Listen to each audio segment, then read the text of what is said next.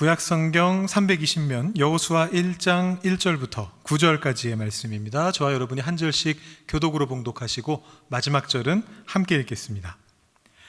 여호와의 종 모세가 죽은 후에 여호와께서 모세의 수종자 눈의 아들 여호수아에게 말씀하여 이르시되 내 종 모세가 죽었으니 이제 너는 이 모든 백성과 더불어 일어나 이 요단을 건너 내가 그들 곧 이스라엘 자손에게 주는 그 땅으로 가라. 내가 모세에게 말한 바와 같이 너희 발바닥으로 밟는 곳은 모두 내가 너희에게 주었노니 곧 광야와 이 레바논에서부터 큰 강 곧 유브라데 강까지 해 족속의 온 땅과 또 해 지는 쪽 대해까지 너희의 영토가 되리라. 내 평생에 너를 능히 대적할 자가 없으리니 내가 모세와 함께 있었던 것 같이 너와 함께 있을 것임이니라. 내가 너를 떠나지 아니하며 버리지 아니하리니 강하고 담대하라. 너는 내가 그들의 조상에게 맹세하여 그들에게 주리라 한 땅을 이 백성에게 차지하게 하리라. 오직 강하고 극히 담대하여 나의 종 모세가 네게 명령한 그 율법을 다 지켜 행하고 우로나 좌로나 치우치지 말라. 그리하면 어디로 가든지 형통하리니 이 율법책을 내 입에서 떠나지 말게 하며 주야로 그것을 묵상하여 그 안에 기록된 대로 다 지켜 행하라. 그리하면 내 길이 평탄하게 될 것이며 내가 형통하리라. 함께 읽겠습니다. 내가 네게 명령한 것이 아니냐. 강하고 담대하라. 두려워하지 말며 놀라지 말라. 네가 어디로 가든지 내 하나님 여호와가 너와 함께 하느니라 하시니라. 아멘. 서울에 치읓 고등학교라고요, 연예인들이 좀 많이 다니는 걸로 알려진 고등학교가 하나 있습니다. 공립고등학교입니다. 유명한 엔터테인먼트 매니지먼트 회사가 그 바로 근처에 사옥이 있어가지고 우리 어린 아이돌 가수들, 지망생들, 아역 배우들 이런 친구들이 거기를 많이 다녔습니다. 근데 그 엔터테인먼트 회사가 한창 전성기던 2000년대 후반에 그 학교는 기독교계에는 또 이렇게도 알려져 있었습니다. 기도 모임이 가장 활성화되어 있는 공립학교. 좀 의아하지 않으세요? 공립학교라고 하는 것은 국가가 세워놓은 학교인데 대한민국은 예나 지금이나 기독교 국가였던 적이 한 번도 없지 않습니까? 제가 지지난주에 말씀드렸듯이 기독교 국가였던 적이 없습니다. 그런데 공립학교에 웬 기도 모임이 있으며 있는 것까지는 그렇다 치는데 어떻게 그렇게 활성화가 될 수 있었을까? 거기가 저의 첫 사역지 중에 한 곳인데요. 제가 신학교 2학년 때 전도사로서 처음 저의 모교회에 고등부로 부임을 하게 됐습니다. 제가 청년부에서 사역하기를 희망했는데 아직 결혼을 안 한 젊은 전도사는 청년부에 가면 안 된다 이렇게 교회에서 얘기하셔가지고 청소년부로 고등부로 가게 됐습니다. 근데 교회가 좀 큰 교회여서 고등부에만도 교역자가 3명 있었는데 제가 막내 교역자였습니다. 그래서 제가 전도, 선교 이런 부분들을 좀 담당하면서 제가 그 고등학교까지 제가 같이 좀 커버를 하게 되었었는데요. 이 청소년부, 우리 고등부의 가장 치프가 되시는 목사님, 저의 나중에 멘토가 되시는 목사님인데 이 목사님은 당시에 청소년 사역으로 아주 유명하신 분이셨습니다. 전국구로 유명하신 그런 분이셨고 이런 토론토 같은 곳에 유스코스타가 열리면 강사로 오시는 이제 그런 분이셨는데 이분의 지론이 무엇이었냐면 교회는 아이들은 교회에 일주일에 한 번 보통 오는데 물론 드물게 열심히 와가지고 하는 친구들도 있지만 대부분의 아이들은 1년에 한 번 교회에 와서 1년이 아니라 일주일에 한 번 교회에 와서 1시간 정도 예배드리고 한 30분 정도 분만 공부하고 그래서 길어야 1시간 반 2시간 정도 교회에 있다가 가는데 그것만으로는 이 아이들의 신앙이 성장하고 성숙할 수가 없다. 그렇다면 무엇으로 그것을 채워줘야 되느냐?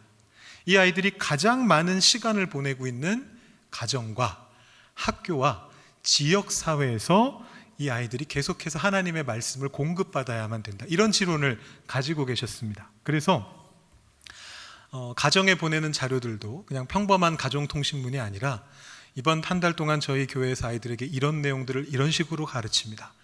한 가정에서도 이 내용을 가지고 이런 식으로 대화를 나눠보실 수 있고 이런 활동들을 해보실 수 있습니다. 이런 내용들을 다 자료로 만들어 가지고 보내드리고, 또 한 가지 이제 학교에서 아이들이 좀 기도 모임을 가지면서 그 학교의 자리를 신앙의 자리로 만들어갈 수 있게끔 하는 이제 그런 사역들을 하셨습니다. 이분의 원대한 꿈 중에는 어떤 꿈도 있으셨냐면 주변에 있는 분식집하고 계약을 맺어가지고 분식집에 있는 냅킨에 그 달에 고등부 주제 성경 말씀이 적혀 있게끔, 그래서 아이들이 학교에서 나와서 분식 먹으러 갔다가 거기에서 또 그 주제를 보고 변화받을 수 있게끔 하는 것까지가 이분의 원대한 꿈이셨는데 거기까지는 성공하지는 못했습니다.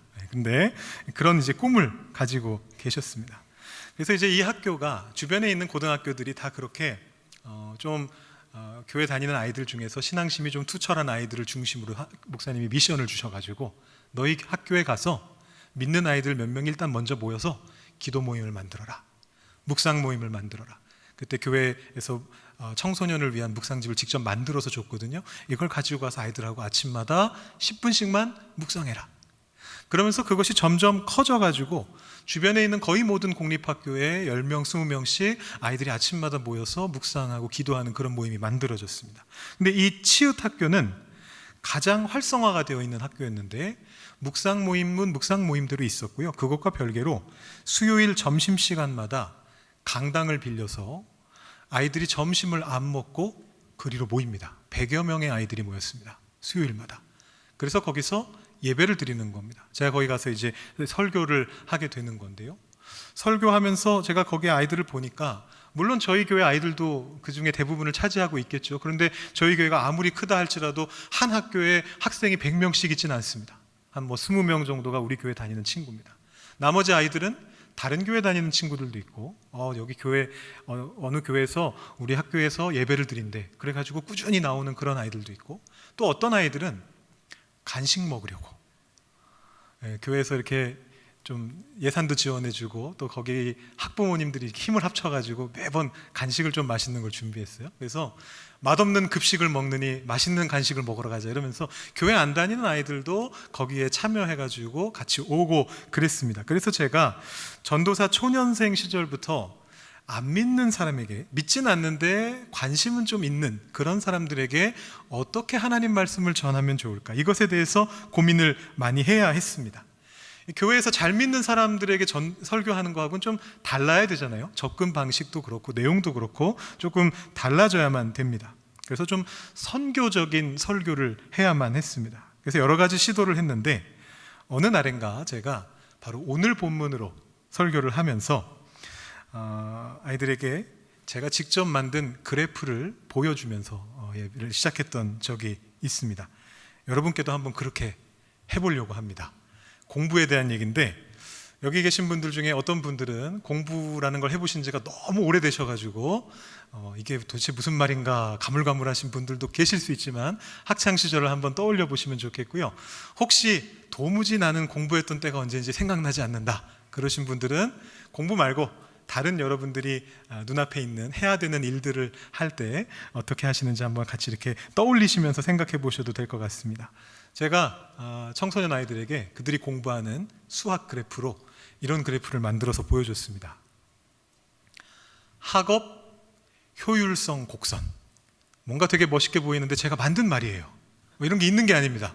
제가 만들었는데요. 어떤 거냐 하면 시험이 다가오면 다가올수록 공부가 효율성이 높아진다는 겁니다. 한 달 전에 공부한 내용은 시험날이 되면 다 잊어버려요. 그런데 3일 전에 공부한 내용은 한 몇십 프로가 살아남아요. 하루 전에 공부한 내용은 거의 다 기억이 납니다. 1시간 전에 초치기를 하면 그 내용은 머릿속으로 쏙 들어와가지고 볼 수가 있습니다. 이게 학업 효율성 곡선이다. 제가 이렇게 이야기를 했습니다. 그 다음에 두 번째는 뭐냐 하면 학습 의욕 곡선입니다. 앞에 거하고 연결되는 얘기입니다. 똑같은 곡선이죠?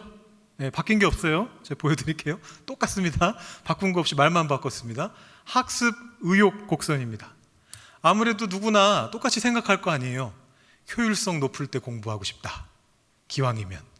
똑같이 1시간 공부해도 좋은 성적을 받으려면 시험 직전에 공부하는 게 좋겠죠.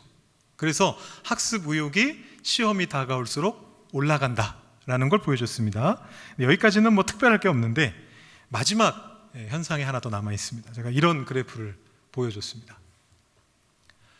갑자기 샘솟는 창의성 곡선. 이거 뭔지 이해하셨어요? 이것도 제가 만든 말인데 젊은 분들을 중심으로 벌써 웃음이 나오기 시작했는데요. 어떤 거냐면요, 시험 때가 돼서 공부를 하려고 의자에 앉기만 하면 자꾸 딴 게 하고 싶어져요. 공부가 너무 하기 싫은 거죠. 그래서 아주 창의적인 일들을 하게 됩니다. 대표적으로 절대 자기 방을 청소하지 않는 아이가 시험 때만 되면 방이 깨끗해지는 거에 그렇게 집착을 합니다. 깨끗해야 공부가 된대요. 이렇게 며칠 전에 먹고서 안 치워놓은 저기 어디 구석에 처박아 놓은 초코파이 봉지가 갑자기 눈에 들어와요. 공부하려고 책만 딱 펼치면 그게 갑자기 눈에 들어와요.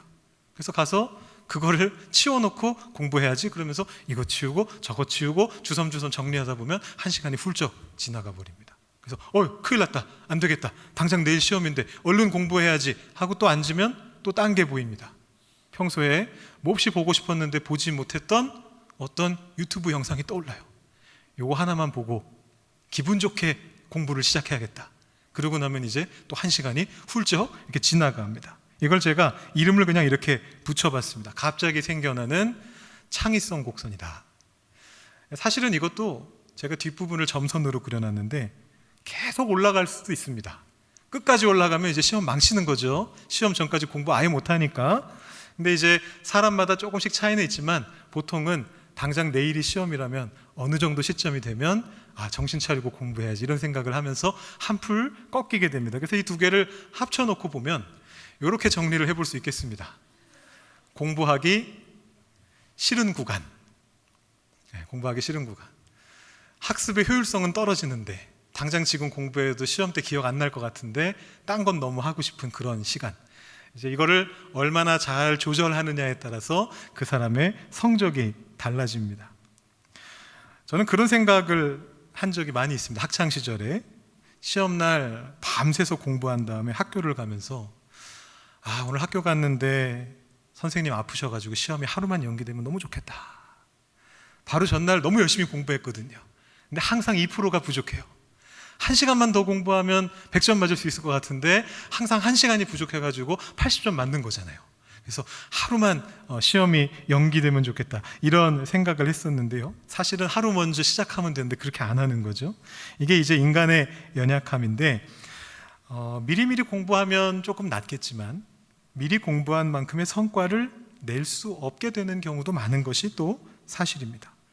사실 시험이 아닌 다른 문제들도 다 마찬가지입니다. 우리들이 부딪히는 많은 문제들이 있습니다. 삶의 문제들입니다. 그것을 위해서 미리 준비하고 미리 챙기는 게 물론 가능합니다. 사람마다 성격에 따라 더 그걸 빨리 할 수 있는 사람들도 있습니다. 그런데 문제는 뭐냐 하면 미리 준비한다고 해서 그것이 반드시 좋은 결과를 보장하지는 못한다라는 것입니다. 내가 준비하고자 해서 되는 게 아니라는 것입니다. 모든 일이 그렇다는 겁니다. 어떤 교회의 일이나 시험이나 이런 것만 그런 것이 아니라 우리가 살아가면서 순간순간 부딪히는 모든 상황들이 다 마찬가지입니다. 오늘 하나님 말씀을 보시면 여호수아라는 인물이 등장하는데요. 이 사람도 비슷한 경험을 한 것 같습니다. 여러분 잘 아시는 대로 이 여호수아는 모세의 후계자입니다. 이 모세는 유명한 지도자였죠. 위대한 지도자였습니다. 출애굽 사건으로 이집트를 떠난 지 얼마 되지 않았을 때 아말렉이라고 하는 유목민족하고 이스라엘이 전투할 일이 생겼습니다. 근데 모세는 그 당시에 몇 살이었냐면 여러분 잘 아시는 대로 80세였습니다. 80세에 여러분 전투를 하러 나가야 된다고 생각해 보세요. 불가능하지 않습니까? 그래서 이 전투를 누구에게 맡겼느냐 하면 자신의 보좌관인 젊은 여호수아에게 맡겼습니다. 그래서 여호수아가 이 전투를 승리로 이끌게 되었습니다. 출애굽기 17장에 나오는 사건인데 여러분 교회를 오래 다니신 분들이라면 특히 어린 시절부터 다니신 분들이라면 이 장면을 다 기억하고 계실 겁니다. 제가 그림으로 가져와 봤습니다. 기억하시죠?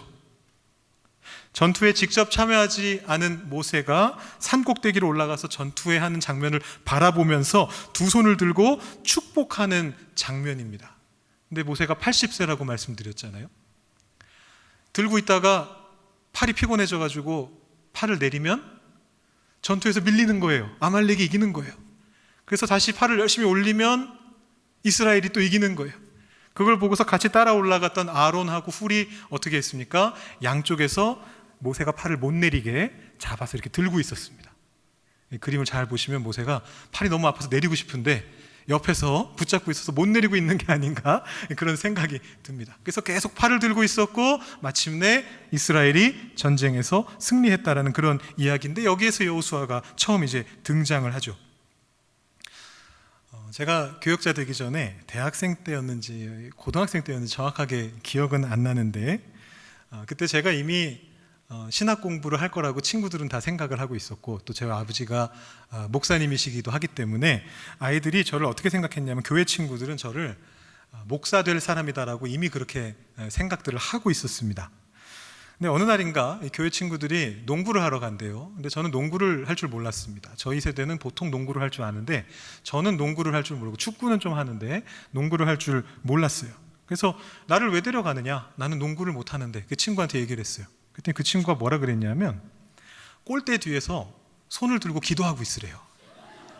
우리 팀이 이길 수 있게. 이 사건을 떠올린 거죠, 이 최고 사건을. 저보고 골대 뒤에서 이렇게 기도를 하고 있으라는 거예요. 근데 그게 처음이 아니었고, 사실은 축구 경기 하다가도 제가 이제 그렇게 잘하지는 못했거든요. 그래서 축구를 하다가 교체돼서 나오면 뒤에 가가지고 축구 골대 뒤에 가가지고 기도하고 있었던 적이 있었어요. 근데 축구 골대는 여러분 아시다시피 이렇게 그물이 있잖아요. 손을 올리고 있어도 팔이 안 아파요. 잡고 있으면 되니까. 근데 농구 골대는 위에 달려 있어가지고 잡을 게 없잖아요. 그래서 팔이 굉장히 아팠던 그런 기억이 있습니다. 아무튼 이 사건으로 여호수아가 지도자 반열로 이제 올라가게 되는데, 그래봤자 2인자죠. 모세라는 지도자가 워낙 뛰어난 지도자니까. 그리고 사실 2인자라고 하기에도 애매한 게, 종교 지도자인 또 아론이 있잖아요. 대제사장 아론이 있습니다.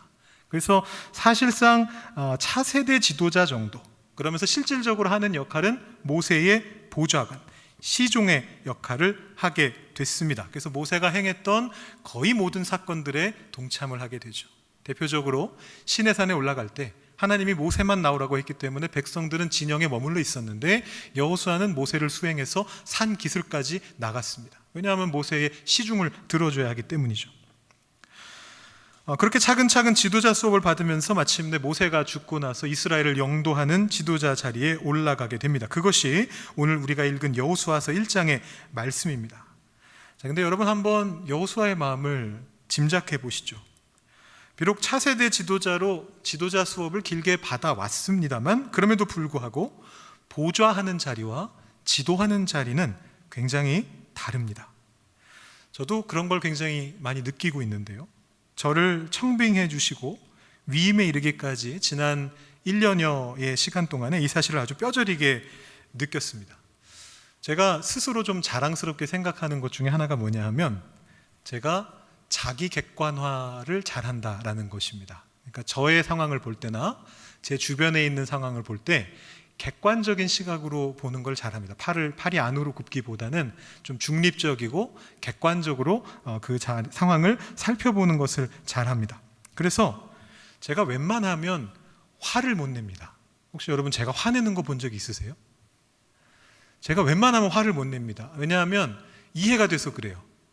저분이 왜 저렇게 행동을 하셨는가, 이제 그분의 입장에서 생각을 하려고 많이 노력을 하게 되기 때문에 자연스럽게 이렇게 해서 그렇게 하셨나 보다, 제가 거기에 대해서 동의는 못한다 할지라도 이해가 되잖아요. 그러면은 거기에 대해서 화를 낼 수가 없지 않습니까? 그래서 혹시 여러분들 중에서 저를 화나게 하실 수 있는 분이 계시다면 대단한 능력자이신 거예요. 쉽지 않으실 거예요. 근데 제가 지금까지 인생을 살면서 저를 화나게 한 사람을 딱 한 명 만나봤거든요. 누군지 아십니까? 네? 예. 1부 때도 아주 번개같이 맞추시던데 3부 때도 정확하게 바로 맞추시네요.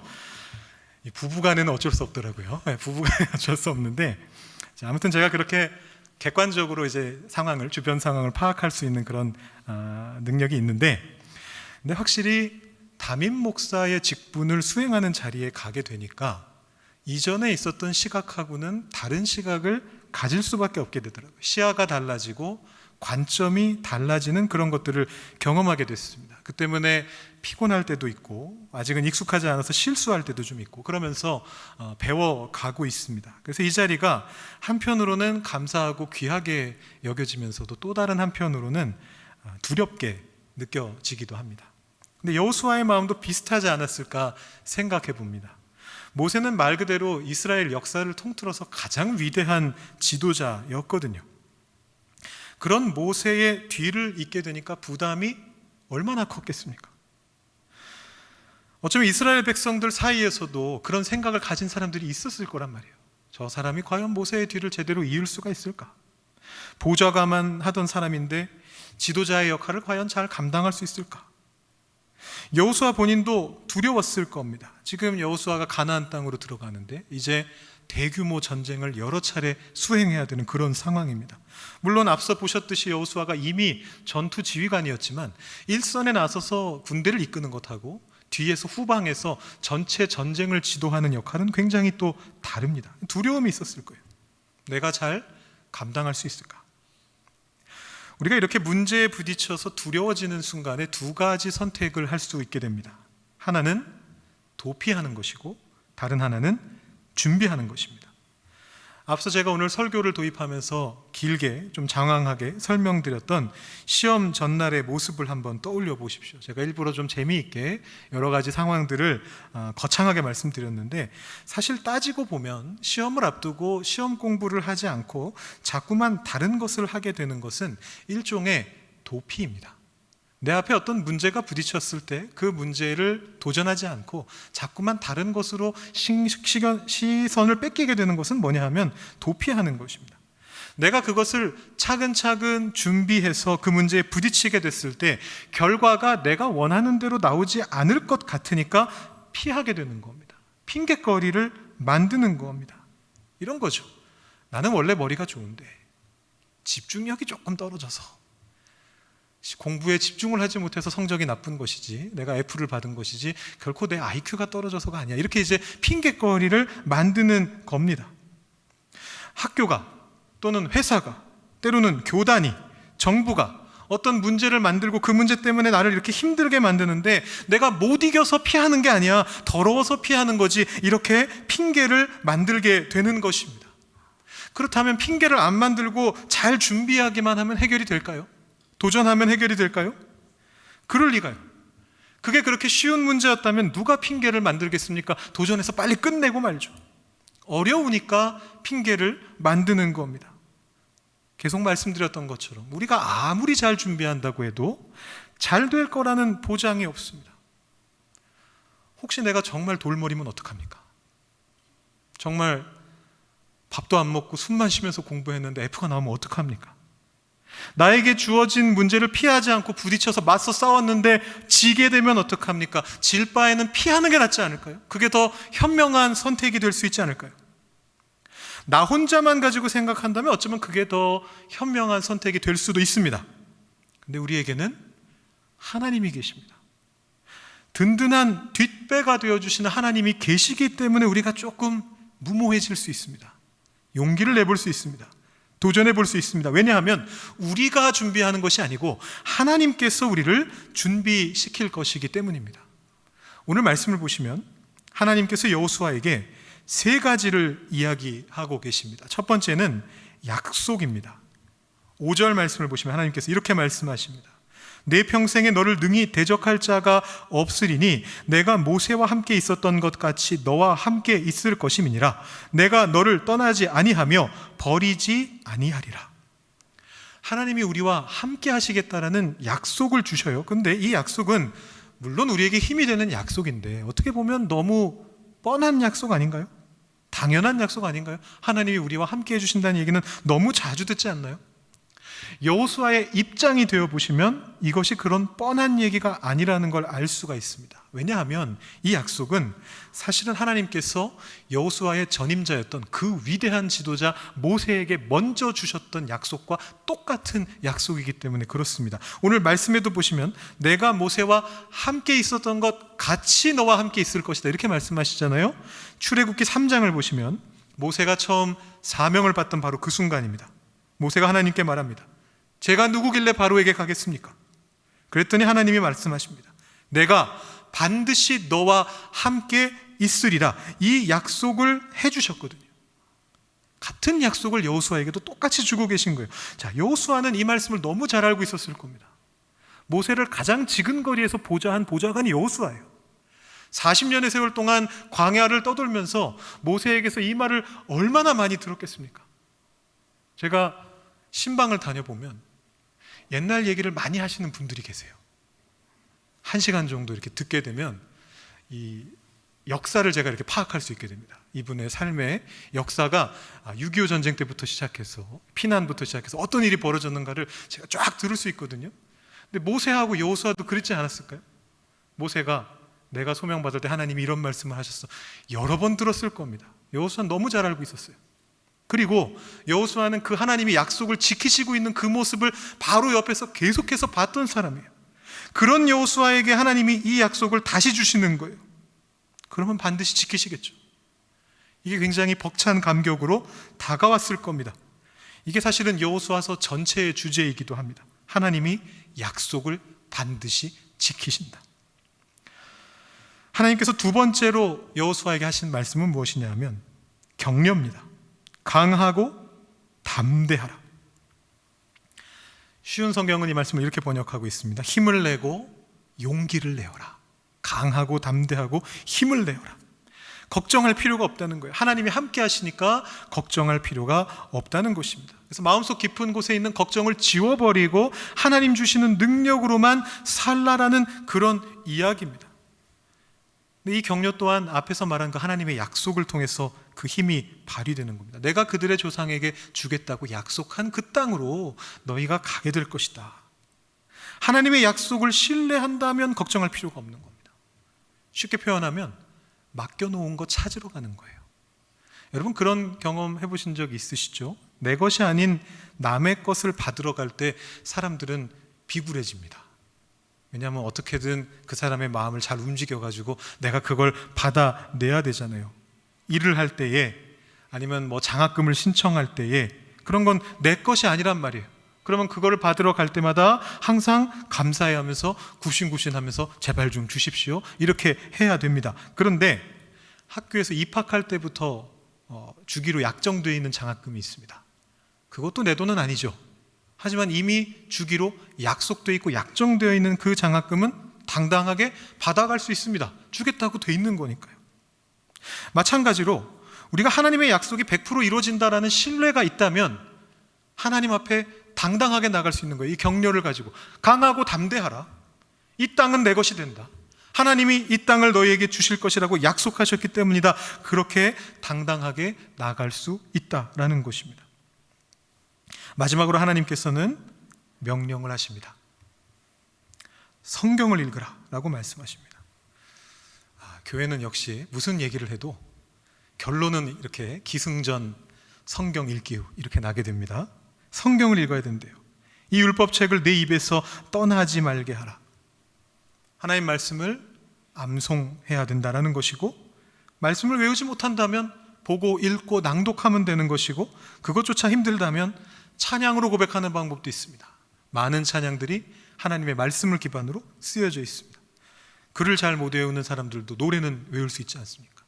우리가 좋아하는 찬양을 부르면서 우리가 외우고 있는 말씀을 암송하면서 또 때에 따라 우리가 그 율법책을 읽고 그 안에 있는 것들을 묵상하면서 지켜 행하는 것을 통해서 하나님의 약속이 우리에게 이루어지는 것을 경험하게 될 것이다 라고 그렇게 이야기하고 계십니다.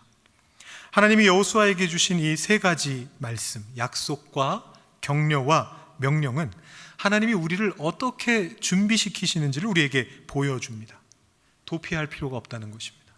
하나님께서 우리를 준비시켜 가신다는 겁니다. 나 혼자 준비할 필요 없이 하나님의 약속을 기억하고 그 격려를 들으며 힘을 내서 그분의 명령을 지키면서 살아갈 때 하나님께서 여호수아에게 그리고 우리에게 새로운 부흥을 허락해 주신다라는 것입니다. 우리를 준비시켜 주신다라는 것입니다. 우리의 삶 속에 하나님과 함께하는 이런 준비가 늘 있게 되기를 소망합니다. 여러분이 부딪히는 문제들을 피하지 않으시고 하나님을 붙잡고 도전하면서 나아가시기를 바랍니다. 하나님께서 우리와 함께 하시겠다고, 어디로 가든지 함께 계시겠다고 그렇게 약속해 주십니다. 강하고 담대하게 세상과 맞서라고 그렇게 격려해 주십니다. 성경을 읽고 배우며 묵상하며 그 계명을 지키는 삶을 통해 하나님의 일을 해나갈 수 있다고, 여러분의 삶을 통해 하나님의 빛이 드러날 것이라고 그렇게 말씀해 주고 계십니다. 그러면 여러분 그렇게 하시면 됩니다. 그 약속을 믿으십시오. 그 격려대로 힘을 내십시오. 그리고 말씀을 읽는 삶을 통해 매 순간순간 하나님의 뜻과 능력을 여러분의 삶 속에 받으십시오. 그렇게 준비된 자가 되셔서 여러분의 인생 속에 끊임없이 새로운 부흥을 일으켜 가시는 여러분들 다 되시기를 주님의 이름으로 축원합니다. 기도하시겠습니다.